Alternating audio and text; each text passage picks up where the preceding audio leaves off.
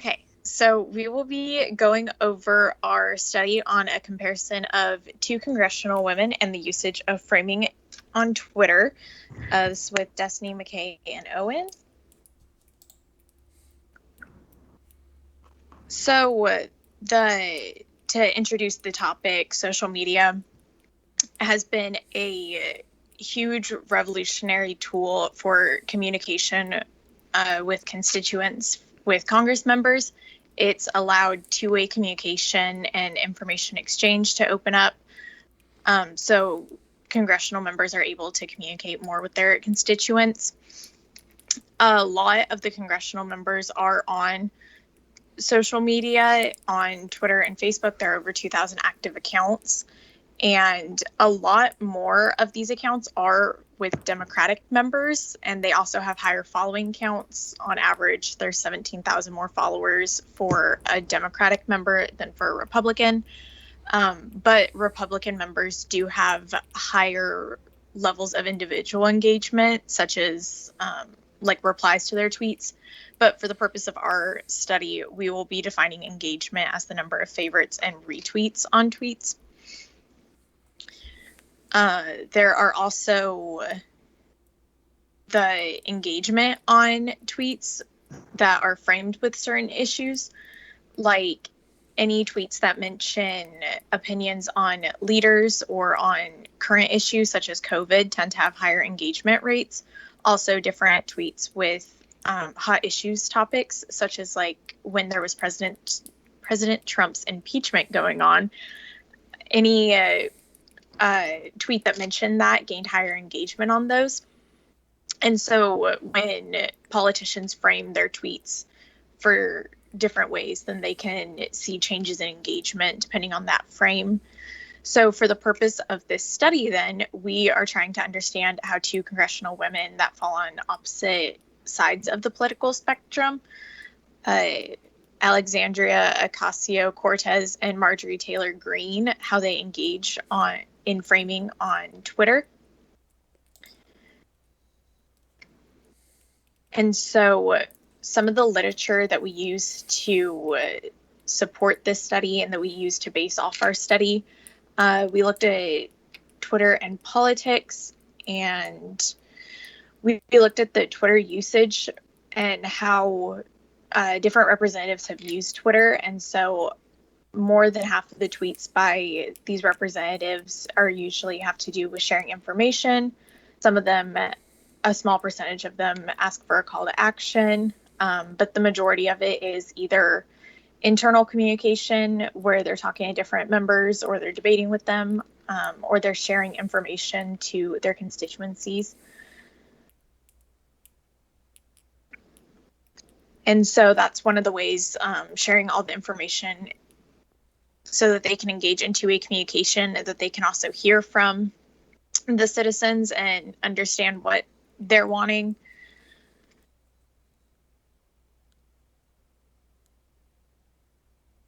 And then there's also, we looked at different literature with regards to framing. And so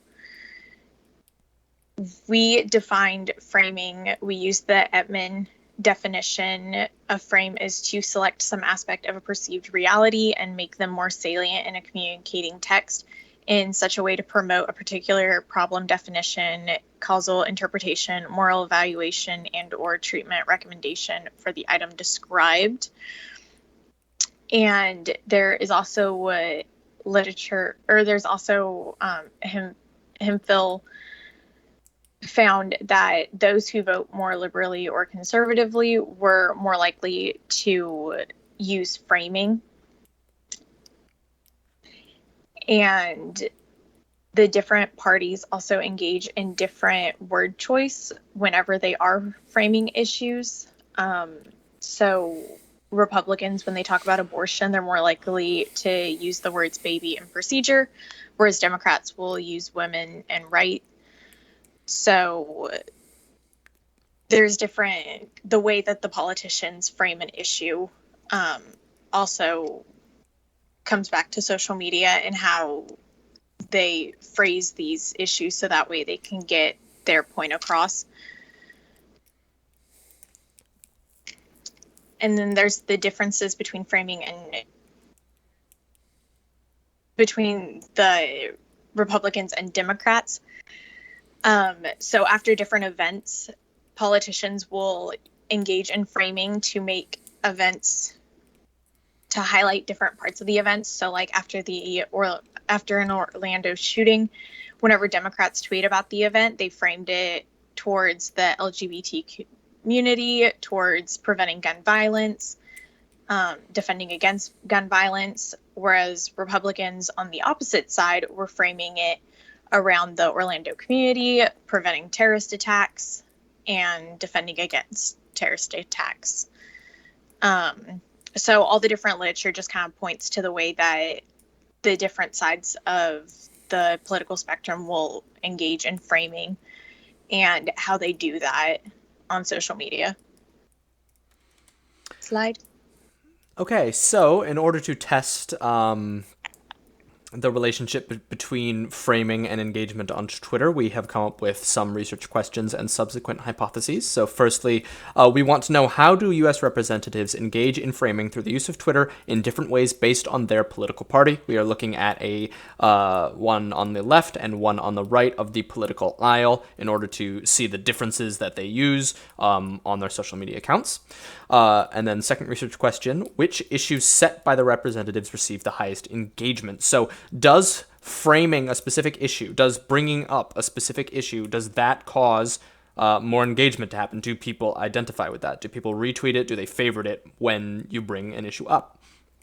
And then our subsequent hypotheses. Firstly, we assume that AOC will focus on more liberal issues, such as the Green New Deal, social issues, and MTG, Marjorie Taylor Greene, will focus on conservative issues, the economy, fake news, stuff to that degree. Secondly, we assume that the issues which are focused on the most by our subjects will receive the most engagement. We take this from framing theory, where the intent behind framing is to increase the salience of an issue among the populace by framing it, by highlighting it. So these are our assumptions. So in order to test this, we collected over 4,000 tweets. From those 4,000, we randomly sampled 2,000. Those 2,000 were split between both candidates, just shy of 700, 684 tweets for AOC, and 1,316 for MTG.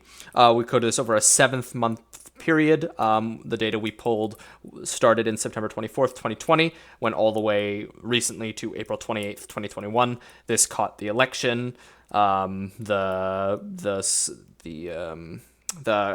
riot on the Capitol, and the subsequent new presidency. We coded for 7 separate issues that we expected to see. We defined these issues based on the literature as well as what we were seeing in the sample. So crime, which was any mention of criminal activity or a politician saying something was a crime and something needed to be done about it. Social issues, which was any mention of the LGBTQ, race, gender issues, as well as Medicare or Medicaid. AOC very often tweeted about healthcare for all. That was coded into this section. Economy was any mention of the economy and money.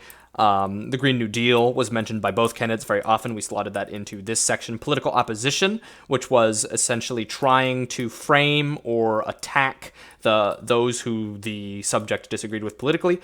This was both in terms of across the political aisle and just anyone. AOC, even though they're in the same party, often critiqued Biden.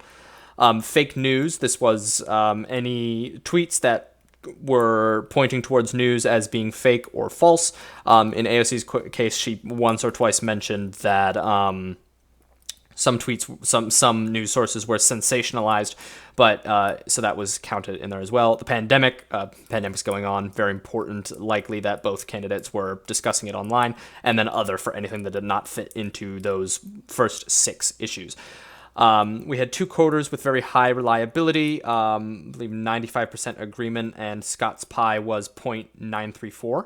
And once we collected and coded the data, we performed a chi-square test to test the first research question. And in order to answer the second research question, we ran a one-way ANOVA test, both on SPSS version 27.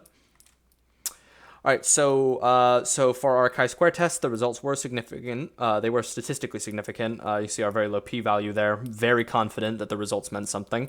So to answer RQ1, we found that both focused on political opposition. AOC 36.7% of the time, MTG 41.3% of the time. An overall focus 39.8%. But this means that our first hypothesis was not fully supported. We expected that since it was a Democrat and a Republican that we were analyzing, they would focus on separate issues. And in this case, you can see by the table below that this was not the case. Both of them focused heavily on political opposition. It was far and away the most framed issue for both by far. However, one notable facet is that you can see that there are still significant differences in how much the other issues were focused on.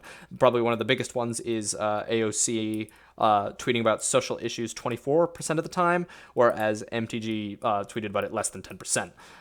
The same happened with economy, heavily focused in comparison by AOC with 13% and MTG only 4%. MTG tweeting about fake news 9.7% and AOC tweeting about it less than 1% of the time. So there is a variance, but they are still focusing on one issue, that is political opposition. That is the focus, and that is up and away. And then for the second research question, we conducted a one-way ANOVA test to see if there is a relationship between the amount of retweets and favorites that a frame would bring to a tweet. And our results were significant in terms of both retweets and favorites. You can see our significant values, p-values very low there as well. Political opposition received the most retweets on average, which we expected. That was our second hypothesis. And economy received the most favorites on average, which actually goes against our second hypothesis. So we assumed that whichever had the most focused issue for both candidates being political opposition, we expected that this would receive the most engagement, but it only received the most engagement in terms of retweets. Economy received more favorites on average than political opposition did, despite tweets focusing heavily on political opposition between both candidates. On to you, Destiny. Okay. So one thing to keep in mind is that our data was collected during the 2020 presidential election, that within that time frame. We also wanted to mention that both Congressional Women AOC and MTG utilized framing on issues. Like Owen said, political opposition was most commonly talked about within the tweets.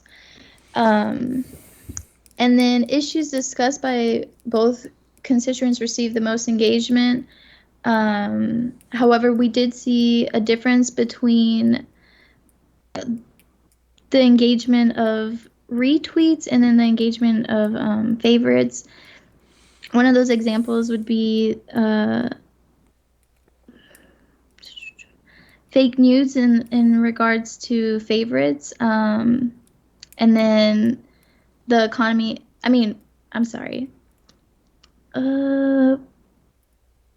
political opposition in regards to retweets, and then fake news in regards to favorites. And then the comparison between the number of retweets and favorites demonstrated that representatives publicly spoke about issues that they felt were important to their constituents. Can you go to the next slide? And then in conclusion, this research helped us understand how congressional members engaged in framing and which issues discussed received the highest engagement. There were some limitations within this research, such as the time frame of the data sample, and then also that we only compared 2 congressional members, and then as well as the category other, that category was made up of tweets that were more personal, not necessarily political issues. And then for future research, this study can help discover a difference between male and female congressional members' usage of framing on issues. It could also be used as a determinant for different levels of engagement, and it can also extend the research of framing. All right, and yeah, that's everything. Thank you.